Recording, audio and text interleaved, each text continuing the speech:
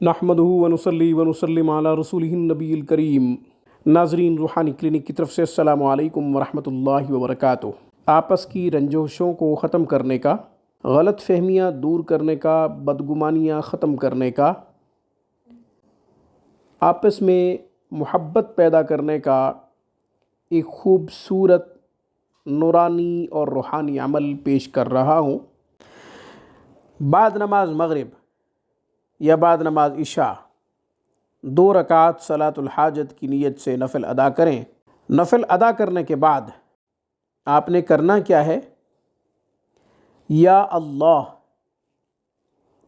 یا اللہ، اس کو آپ نے 111 مرتبہ پڑھنا ہے۔ یا اللہ کو 111 مرتبہ پڑھنے سے پہلے 7 دفعہ درود ابراہیمی پڑھ لیں۔ پھر سورہ آل عمران کی آیت نمبر 2، اللہ لا الہ الا هو الحی القیوم، 101 دفعہ پڑھ کر جو ناراض ہے، خفا ہے، جو دور ہے، بدگمان ہے، غلط فہمی میں مبتلا ہے، اس کے لیے دعا کریں اللہ تعالیٰ سے، یا اللہ اپنی رحمت کے صدقے،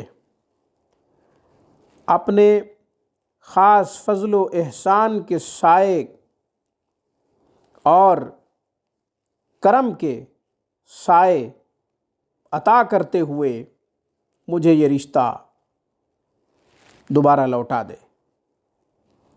جب اللہ کے خاص فضل و احسان کا سایہ ہوگا، اس کے کرم کا سایہ ہوگا، اس کی رحمت متوجہ ہوگی، جو آپ کا دور ہے، جو آپ کا روٹھا ہوا ہے، جو آپ سے خفا ہے، ناراض ہے، وہ انشاءاللہ مان جائے گا۔